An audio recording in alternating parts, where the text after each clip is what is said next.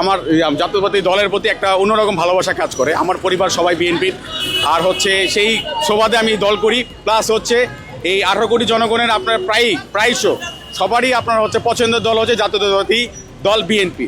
তো সেই ক্ষেত্রে একটা ভালোবাসা বাংলাদেশের পতাকার প্রতি, বাংলাদেশের যে একটা ফেমাস দল আছে সে দলের প্রতি। আমাদের নেতা আসছেন বাংলাদেশে, যিনি দীর্ঘ 17 বছর নির্যাতনের শিকার হয়ে তিনি নির্বাসিত জীবনযাপন করেছেন। তিনি বাংলাদেশে আজকে আসছেন।